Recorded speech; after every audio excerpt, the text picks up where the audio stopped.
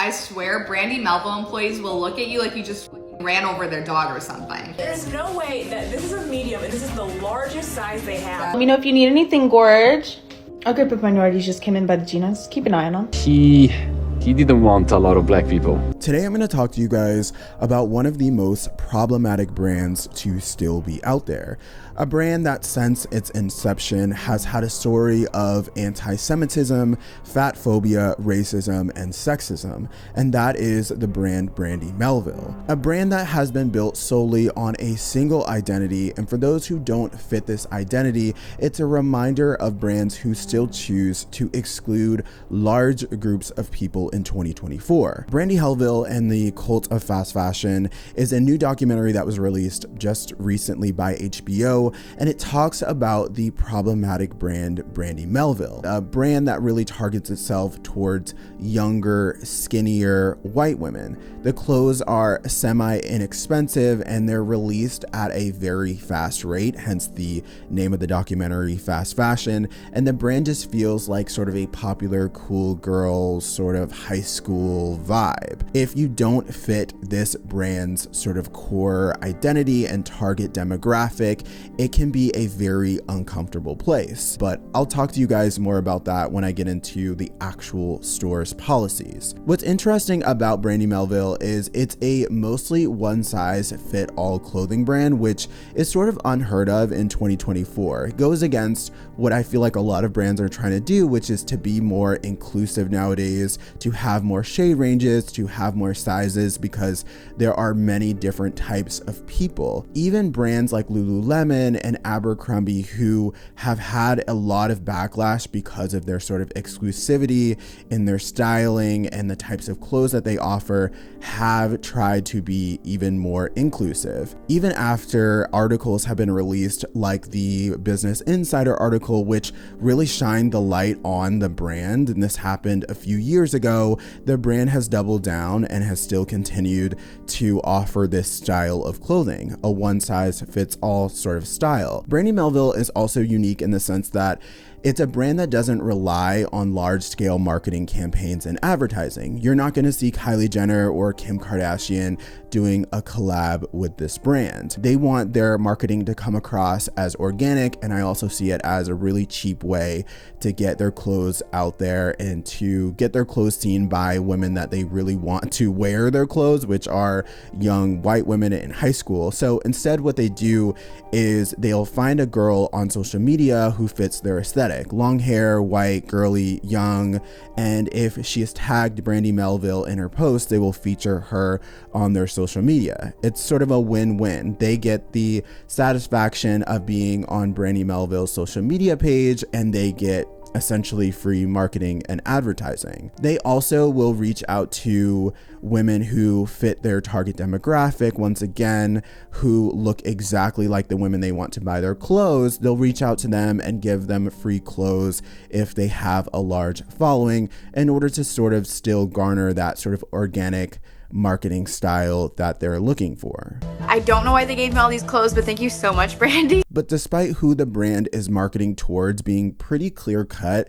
and the brand's imagery being very clear to understand, it really doesn't make sense when you consider who owns the brand and who's behind the company. There is no mission statement posted online. There is no founding posted online. There is no, this is about the company, this is how the company was originated, posted anywhere. You're not going to find any of that, which doesn't really make sense for a large business like Brandy Melville, who has made hundreds and hundreds of millions of dollars. So in this documentary, the investigative journalist did a lot of research to try and find who is behind the brand. And Stefan Marsan is a man who is in his, I believe, his late 30s or 40s, and he has tried his best to hide who he is. He has done not a single interview. You will not see pretty much anything about him posted online at all. He hasn't done any sort of articles or responded to any of the backlash throughout not only this documentary, but the Business Insider article that was written a few years ago about him. He's tried to do everything that he can to sort of shield who he is and shield who owns this company. But it is Stefan Marsan and a man named Jesse who is mentioned throughout the documentary as Stefan's right-hand man. So from the very beginning of the documentary, there is this already shady person who owns the company. There's this shady beginning. There is no mission statement. There's a ton of shell companies, which makes the business really sort of elusive, or the owner really elusive.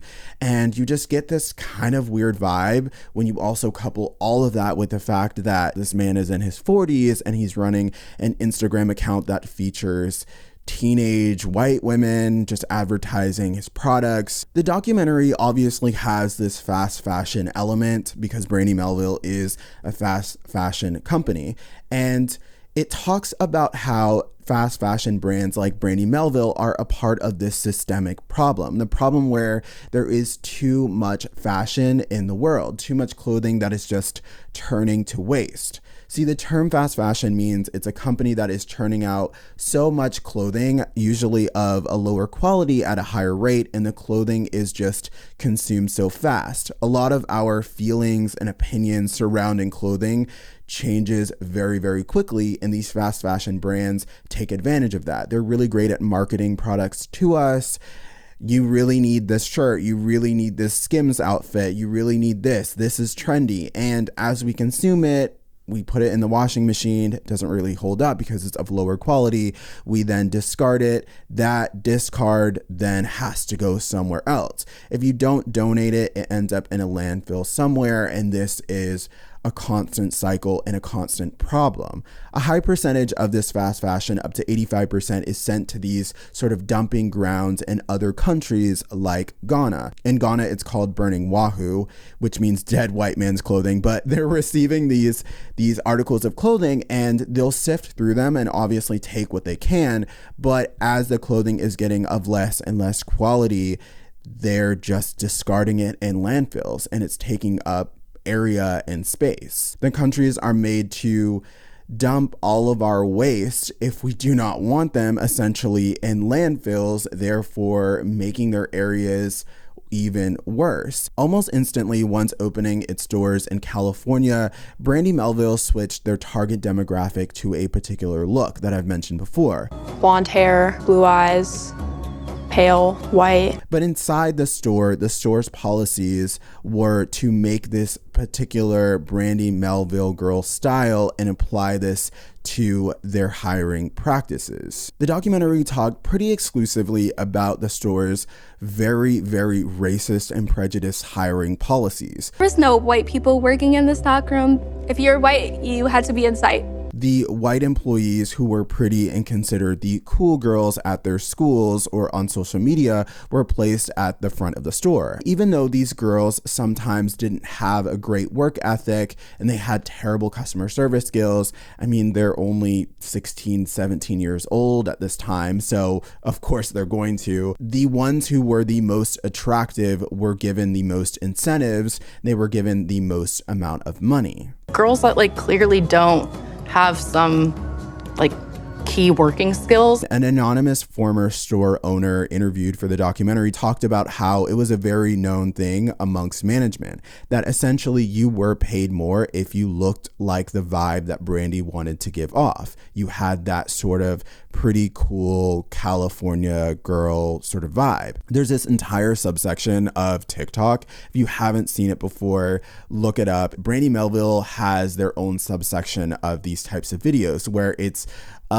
cool girl. She's super mean, super bitchy, very judgmental, doesn't really want to work there, but wants to be a part of the Brandy Melville clique. A few former workers talked really candidly in the documentary about their experiences with this, and they really sort of confirmed that this is a known thing in the store as an employee, with treating customers like shit and making them feel like they are below them. They said that, yeah, while there were customers in in the store, they oftentimes would make them feel like they were beneath them. They were a part of this exclusive club, and they looked down on people who didn't work for Brandy and people who were not a part of the club. I'm like different because I work here, and all the people who shop here are just like boring. Stefan was very involved in the hiring process. I'll talk more about this in a little bit, but it was his store policy to ensure that POC working for Brandy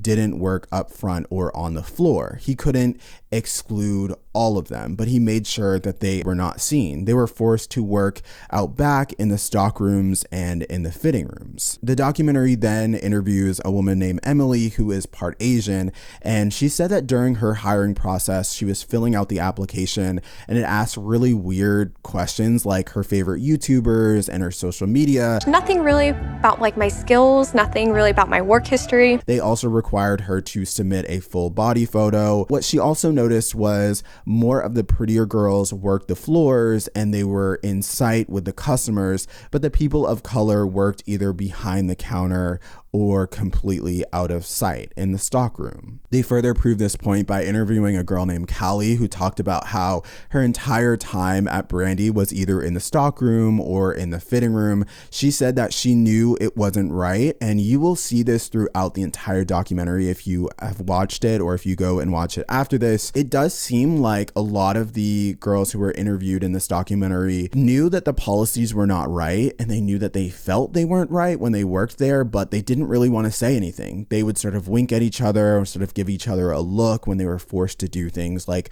take their daily photos in order to send to management, or they were being forced yet again to work in the back their entire shift. They knew these things didn't feel right, but they didn't want to be excluded from the clique of working at Brandy Melville. Side-eyed and tried to do our job. She said that she was forced to work in the back room, but she also liked being around other POCs, so she didn't mind it at the time, even though she felt like it was wrong. One thing that was really crazy in the documentary was how they would develop some of their products. So instead of having an R&D department and spending, I don't know, hundreds of thousands of dollars for a brand at this size on developing clothing and having sort of a clear-cut idea of what they wanted to do based on all this research, Stefan would literally just walk around the store and he would see what the other girls who worked at the store were wearing, the girls on the floor. And if it was sort of a new style that he had never seen before, obviously, I feel like most of it would be a new style because he's a 40-year-old white dude. He would then stop a girl, ask her what she was wearing, and tell her to show him where she bought it from. He would get really fast shipping, buy that article of clothing, copy it, and sell it in Brandy Melville. He would then give the girl some money in order to compensate her for helping him out. Once again, going back to the background of the business, it's a man in his 40s who created a brand targeted towards girls who are less than half of his age. But this sort of shady product development makes sense when you consider the way that Brandy Melville would name their clothing. It will be like Jocelyn shirt, Ashley pants, Sarah Jessica t-shirt, because that's exactly who he saw that t-shirt or those pants on, the girl, and he would just simply use their name to name the article of clothing online. Once again, it just shows you that this is just a brand that has allegedly very minimal effort when it comes to research and development. These brands like Brandy Melville and Zara, H&M, Forever 21, really these fast fashion brands that are just taking other people's ideas at a lower quality, just ripping them off. So speaking of selecting certain girls and certain products, the brand would select a certain number of girls to go on these brand trips. These trips were to other factories in other countries to try on clothes and select clothing that would be in the stores. Being very luxuriously, and I don't want to go home ever. On the face of it, it's obviously a good opportunity for a select number of girls to go on a trip. They're getting, I'm sure, a lot of their expenses paid for. They're being put up in these nice hotel rooms. It's probably an opportunity that maybe some of them never would have gotten otherwise. But when you think about it, these teenage girls are making minimum wage, unlike other companies who do this type of research and development where executives get paid very well to go on trips and to visit the factories, research the quality of the product, try things on, whatever, touch things and feel things. These girls are not getting paid to do this type of work. They're getting paid their normal Brandy Melville salary. So while the girls are on these trips, they're being encouraged to vlog their experience, talk about how, obviously the brand can afford to take them on this beautiful trip and put them up in this beautiful hotel. All the while, Brandy is just reaping all of the benefits, not only financially, but they're getting the free advertising on these girls' social media pages. The brand trips really are just a way for the brand to get their research done at such a cheap cost and all the while get free marketing out of it. Brandy just takes advantage of these girls who just really want to fit this ideal image that the brand is trying to perpetuate. With Brandy Melville, there was this extreme pressure for women who worked there to be ultra skinny in order to fit their ideal business model. The clothes that Brandy sells are typically one size fits all, as I've mentioned before, and this has been a big controversy for the brand because as a brand, as I've also mentioned, you should be inclusive to all people and all body sizes as much as you possibly can and all shades. There really is no excuse for it. The women who spoke in the documentary sometimes talked very openly about how a lot of them felt to have this crazy amount of pressure to fit this one size fit all brand. A lot of the girls mentioned how they experienced ED while working at Brandy because they wanted to stay thin. Some of which even said that they struggled with to this day because as you're working the floor and you see these customers are sort of younger and they're looking up at you, you're 16, 17 years old and you're trying to fit into these clothes yourself, you have an extreme amount of pressure. I had an eating disorder that was definitely at its worst when I was working at Brandy Melville. The CEO of Brandy Melville was well aware of this though. There were articles that were written about this, the Business Insider one for instance, that pretty much went viral, and he essentially said he didn't give a fuck about it. He lives basically by the motto that all publicity is good publicity, and if people are not talking about you, then you're kind of just nothing. Because he's never given a single interview about the brand, it's easy for him to say this through other people. Then in the documentary, there is a conversation about Stefan firing girls based on their looks. Every day in the store, girls had to take store style photographs, and a lot of them mentioned how it was very awkward in the beginning, but then they got used to it and they knew it was just something that they were required to do. But then it really got weird when they were requested to take photos of their chest and their feet, and a lot of them didn't actually know where these photos ended up. But the store managers, Stefan and his VP, would talk privately, and Stefan would tell them to fire a particular girl if he felt like she was unattractive and didn't fit what the store was trying to represent. And he would end up keeping all of these photographs, the store style photographs, to himself. There was a part in the documentary where a girl said that she saw basically an entire folder after looking over Stefan's shoulder in his phone of all of the photographs that they had sent in for store style.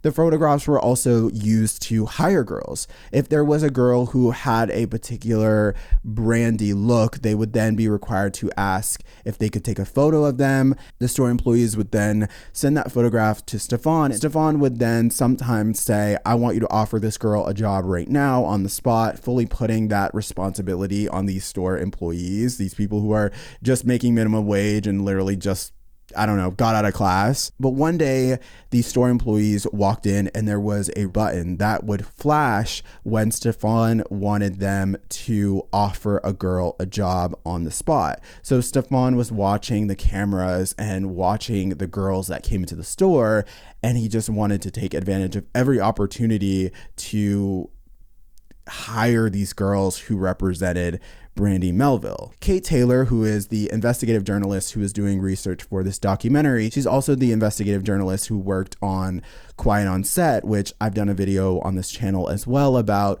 She said that she came across a lawsuit that involved Stefan and these crazy text messages.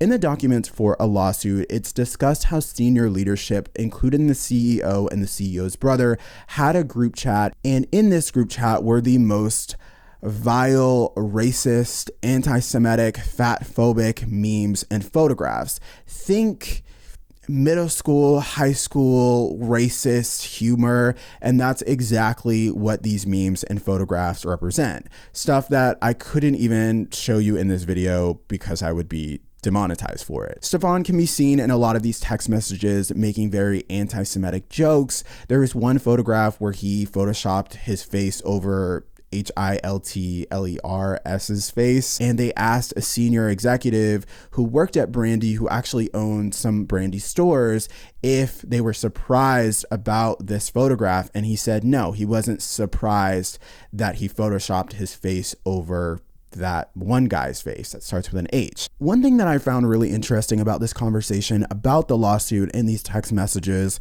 and I believe a lot of this information came out in the Business Insider article that was written, was how many people were in this group chat. I can't imagine this being a thing at a major company. I mean, Brandy's not a major company, but as I've said over and over and over again, this is not a small operation. They have 40 plus stores. So there's going to be a lot of people in this group thread, and a lot of people, I'm sure, that wouldn't like the things that are being said. But if you have this tone from the top that these things are okay to send and you don't want to get in trouble, I can imagine they felt like the group thread was a safe space, even though there was 20, 30, 40 plus people in this group chat. It just speaks to the environment of the senior leadership at Brandy Melville and what was encouraged. Speaking of what was encouraged, the documentary then talks about a New York City apartment, and this New York City apartment was allegedly owned by someone who worked very high up in Brandy Melville. If you didn't know about the apartment, then you wouldn't know about the Ubers. The apartment was used for girls who would sometimes need a place to stay in New York City. It was around the Soho sort of flagship store. And the investigative journalist in the documentary talked to a girl who, around the age of 21 years old, came to New York City. She was on a work visa and she needed to stay in this apartment. She ended up staying the night in the apartment, but what also happened was there was a man, I believe he was in his 30s, who took the girl out for a drink as she was staying the night, and she said that after one or two drinks, she completely blacked out. She didn't know what happened, but she woke up the next day with the man in the bed next to her. The next day after waking up, she realized that she had been SA'd, and she didn't want to say anything because she didn't want to be forced out of the country because of this. She didn't want this to affect her job. She just decided, I'm gonna suck it up and I'm gonna live with it because I don't want to file a police report and get this person in trouble because it's going to get me in trouble. The company not only has faced a lot of lawsuits that have to do with these young girls and these really crazy group text messages, they've faced some lawsuits when it comes to their racist policies. There was a man who they interviewed throughout the documentary who owned a store in the Toronto area, and when Stefan found out that the store in that area's customer base was Black and brown people, he started to degrade the store. He did not want the store to be open. He called it ghetto, and he asked why the store was even in business. The man said, well, it's in business because it does over $300,000 a year. And even though the store was successful, he still felt like the store doesn't cater to the Brandy demographic, and Stefan forced the store to close down. He made the store owner shut down the store. This is after Stefan asked the store owner if he wanted to open stores, and he personally had a conversation with Stefan, and Stefan was okay with it in the beginning. As these lawsuits and allegations started to come out over the past several years, a lot of them were released by Business Insider and Diet Prada. If you don't know who Diet Prada is, they are an Instagram account that talks a lot about the negative sides that come with the industry. People were really blown away by what was happening, including the employees. The only response that Brandy really had themselves on their social media page was they just stopped people from being able to comment for a few weeks. They never really admitted any wrongdoing as these articles have come out, as the lawsuits have sort of been released and people have found all of this information. And they have, to this very day, as this video is published, never ever apologized for any of these things. It's because of the fact that Brandy Melville has this really shady, elusive background. The owners and the people behind the company that are really making these decisions are out of sight. They're not in the public eye. And it's because of this that Brandy Melville is still to this day able to do exactly what they've wanted to do from the very beginning. Since the lawsuits and allegations have been released, business has been booming in the China market for Brandy Melville. And it takes a lot of the beauty standards and the worst parts of Brandy here in the US and amplifies them even more. The Chinese brandy market is really replicating what has worked for them here in the US, but it's creating an even bigger wave. The documentary really talked more about how even though Brandy Melville's problem is a very specific problem that it's easy for you to put your finger on, we are also a part of a bigger problem, which is the fast fashion industry. These clothing companies will still continue to create this fast fashion as we continue to buy it. These business models really work, and it's only when we hold them accountable and we stop buying this shit when businesses will feel like they have to change. Since this documentary dropped, the response has not been what I thought it would be. I thought that people would be out in the streets burning their Brandy clothes, they would be ripping them up, there would just be TikTok trends of people destroying their entire collections of Brandy, but it has been the opposite of that. People instead are commenting about how they watched the documentary and that doesn't really change their mind because the clothes are cute. They've watched the documentary while placing orders. They've watched the documentary and, oh well, that sucks. Everybody's known about Brandy since the very beginning. I don't care. The clothes are cute. It's the only thing that fits me because I'm thin. I love Brandy. I love the vibe. This doesn't matter to me. And just reminded me that the target demographic for Brandy Melville doesn't care about the ethical policies of a company who they're wearing clothes by. They don't really care about that. They care about how cheap the clothes are and how good the clothes look. So we can't really expect, I guess, the target demographic to change anything and to change their feelings and opinions, as sad as that really is. It all comes down to money. And it all comes down to access. There's a lot of people, millions and millions and millions and millions of people out there who buy from Temu and Shein, these companies who I'm sure have done worse than Brandy has, not to compare them, but they are so popular. Everyone that I know has probably bought a thing or two off of Temu. But even me, I don't think about, when I look at these brands, the ethical dilemmas and the problems that they faced in the past, unless they are very blatant, like Brandy Melville. I've heard about Brandy Melville several years ago, but I don't really think about a company's mission statement and what they do and who is behind the brand unless there has been an extreme amount of backlash, because at the same time, I'm human and there's only so much I can pay attention to, and I can't always do research on every company that I buy from.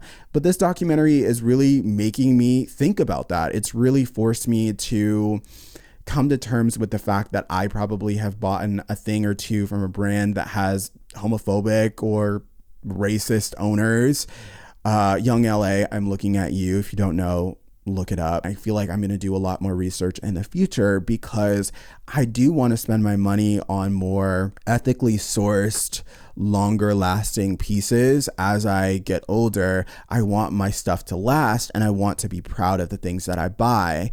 And I feel like coming up, this is sort of the era for it. For me personally, that's like the journey that I'm on. But I also feel like I can afford to do that. But one thing that they can do is they can boycott these fast fashion companies like Brandy Melville, because they literally pop up overnight. There's literally a brand just like Brandy Melville that just was created a few minutes ago. So it's such a tricky conversation, but overall, Brandy Melville is a shit brand. They have been doing this shit for several years. This has been on my radar for several years, and I hope they burn. So anyways, I really hope you enjoyed this video. Let me know if you've watched the documentary, what you think about it. Do you like Brandy Melville? Will you still be supporting them? How do you feel about this conversation? And do you look at a company's sort of background and who owns the company and what they've done in the past before making a purchase? Drop down in the comments below and let me know, and I will see you guys in my next one. Bye guys.